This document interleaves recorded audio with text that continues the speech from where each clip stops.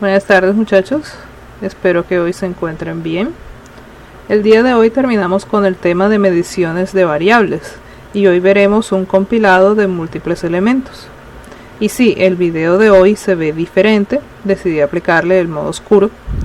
Me disculpo si les parece molestos tantos cambios en los videos últimamente.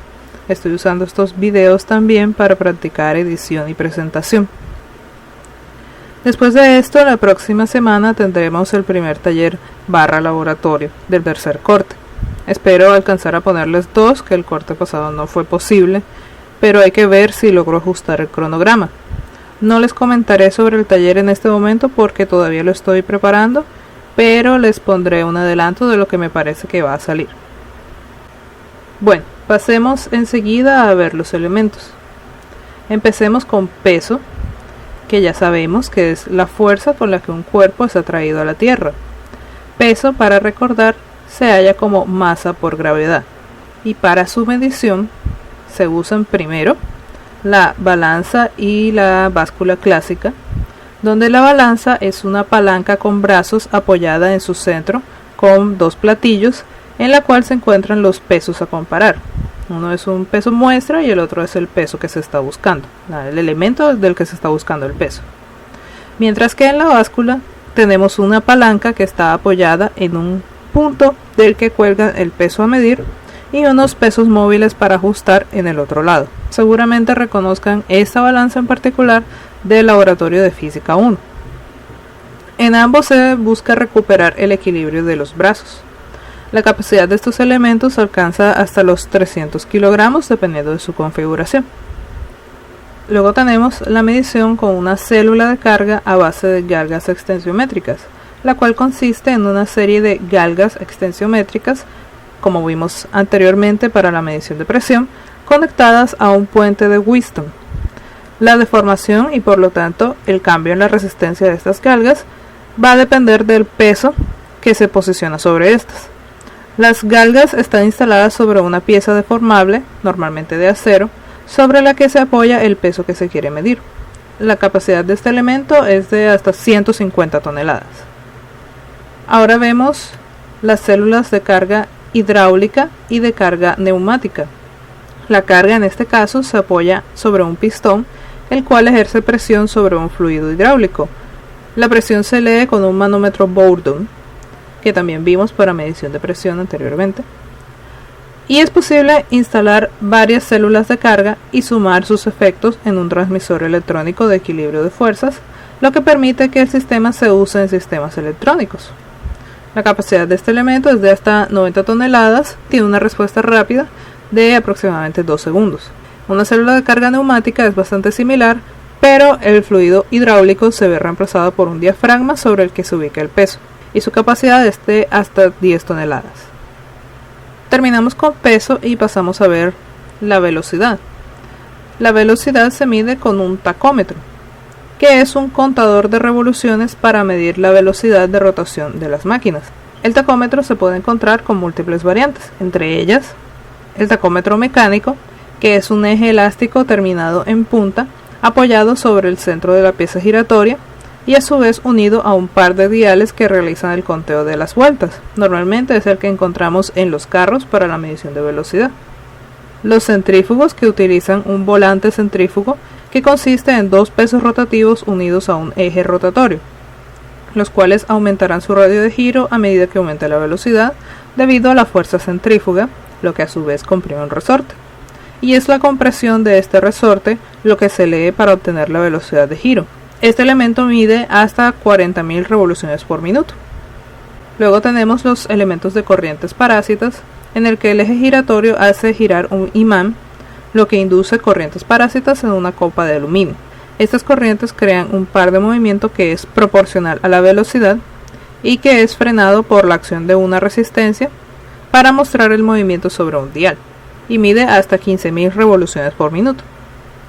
El elemento de corriente alterna consiste en un imán permanente montado sobre un rotor, el cual induce con su rotación una corriente alterna sobre unas bobinas fijas que se encuentran a su alrededor.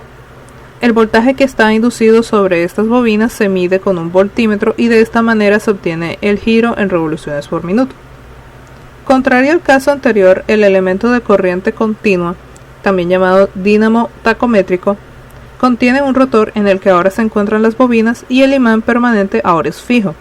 La corriente inducida sobre las bobinas esta vez es transmitida al voltímetro mediante una serie de escobillas. Finalmente encontramos el tacómetro de frecuencia o frecuencímetro, el cual mide la frecuencia de la señal alterna usando transductores electromagnéticos o capacitivos u ópticos. Este último utiliza una fuente de luz y una fotocelda que la detecta y un disco perforado en su periferia. La fotocélula cuenta el número de impulsos luminosos y de esa manera determina la velocidad. Pasamos a ver la medición de densidad y de peso específico. La densidad o masa específica es masa por unidad de volumen, medido en kilogramos sobre metro cúbico. La densidad varía con la temperatura y la presión, así que se especifica para una atmósfera y 0 grados centígrados o a veces 15 grados centígrados para líquidos. El peso específico se calcula como la densidad ρ por la aceleración de la gravedad. Y entre sus métodos de medición encontramos los aerómetros, que son un flotador que en su parte inferior, que está sumergida, tiene un contrapeso. El flotador se sumerge hasta que alcanza un equilibrio. El flotador se hundirá más en cuanto menor sea la densidad del líquido.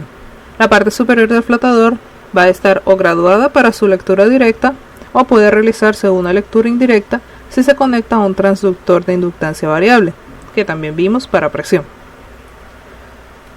También tenemos el método de presión diferencial, en el cual la presión se mide como altura por ρ, que es densidad, por gravedad. Para este método utilizamos dos puntos de medición dentro de un tanque y se instala un instrumento de medición de presión diferencial. Como la altura va a ser fija, la presión en el tanque va a depender únicamente de la densidad del fluido. Y tenemos los refractómetros, utilizados para fluidos limpios, en el que una fuente de luz, normalmente de un filamento de tungsteno, incide sobre el líquido. El haz se enfoca utilizando un prisma rotativo y una celda fotoeléctrica detecta el ángulo al cual se refracta la luz en lugar de reflejarse. Hay otros tipos para medición de densidad, como de desplazamiento, de radiación, de punto de ebullición, de ultrasonidos, de inerciales y de balanza, pero no voy a ahondar en ellos.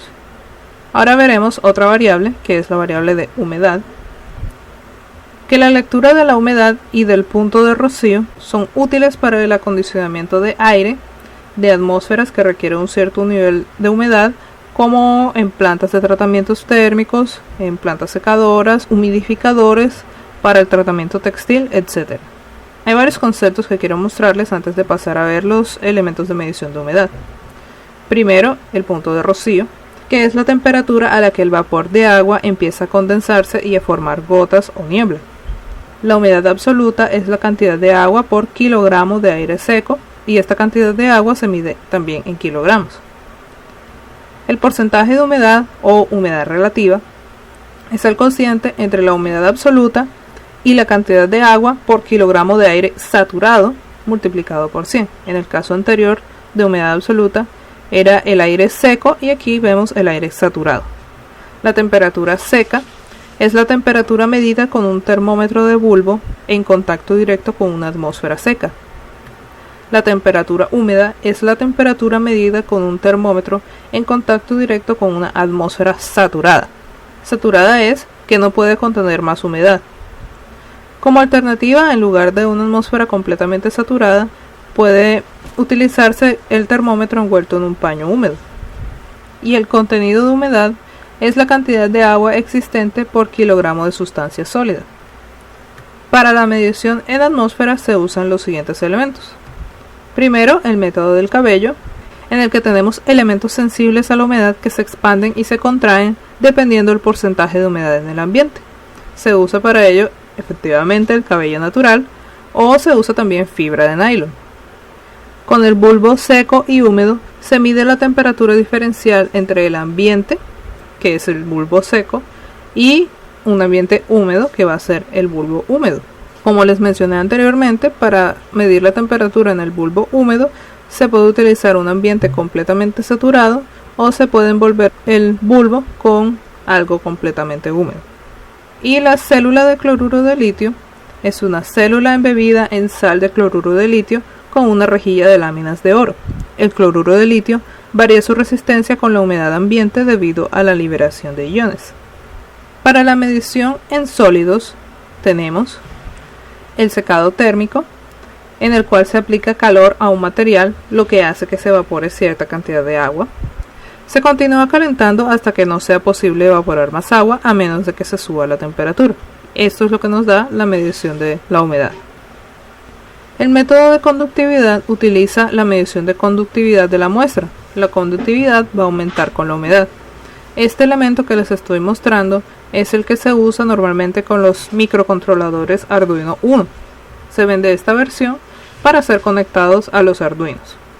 En la medición por capacidad o capacitancia se mide la variación de la constante dieléctrica, y en la medición por infrarrojos se usa una fuente de rayos infrarrojos que se emite hasta la superficie del material. El agua absorbe la máxima radiación posible, mientras que el material absorbe la mínima radiación posible. Normalmente se usa en industrias donde no se puede usar un sensor que toque el elemento. Es bastante común verlo en la industria del papel, como lo ven en la imagen. También se puede medir la llama, es decir, la estabilidad de las llamas, para quemadores de gas, calderas, etc. Para esto se pueden usar los elementos de medición de temperatura, que fueron los que vimos la clase pasada, los detectores de ionización o rectificación, en los que se colocan dos electrodos dentro de la llama, en los que se aplica tensión alterna. La corriente va a circular por la llama debido a que ésta está ionizada, pero la corriente que podemos ver va a estar en el orden de los microamperios. En el caso de esta imagen tenemos un electrodo posicionado sobre la llama y el quemador funciona como el segundo electrodo. En los elementos de radiación se detecta la radiación visible, infrarroja o ultravioleta emitida por la llama. Se prefieren los de ultravioleta porque son capaces de distinguir entre la llama y otras fuentes de radiación, y estos suelen contener electrodos de tungsteno como detectores. Hay ocasiones en las que se utiliza un contador Geiger como si fuera radiación ionizante para hacer la medición de ultravioleta. El oxígeno disuelto es el oxígeno libre disuelto en el agua, es decir, que no está combinado ni con hidrógeno para formar más agua, ni con sólidos que se encuentran dentro de este. Para su medición se usa una celda polarográfica, que consiste en un cátodo de aleación de oro, plata y platino, y un ánodo de plata con cloruro de plata. Estos están sumergidos en un electrolito y se separa del agua con una membrana de teflón que es permeable a los gases y que permite la difusión del oxígeno que se encuentra en el agua en el que se sumerge. El oxígeno que entra genera una corriente eléctrica porque debido a la reacción química aparecen electrones que va a ser directamente proporcional a la cantidad de oxígeno que entró por la membrana. Y el pH es una medida de la acidez o alcalinidad del agua y también se puede describir como el logaritmo de la inversa de la concentración del ion hidrógeno positivo en moles por litro. El método más utilizado para la medición de pH es el electrodo de vidrio, el cual consiste en un tubo de vidrio que en su parte inferior está sellado con una membrana de vidrio sensible a los iones hidrógeno. En la parte interior del tubo hay un hilo de plata cubierto en una solución de plata y sumergido en una solución de cloruro. Al introducir el electrodo de vidrio en el líquido aparece un potencial cuya intensidad depende de la concentración del ion hidrógeno en el líquido. Bueno, estos son todos los elementos que mostraré en este video. Dejo por fuera variables como viscosidad, turbidez, conductividad y concentración de gases. Tienen ya el quiz en Sabio y como siempre me pueden contactar por Teams. Y recuerden que la próxima semana tendremos taller y tendremos tema nuevo. Cuídense y hasta luego.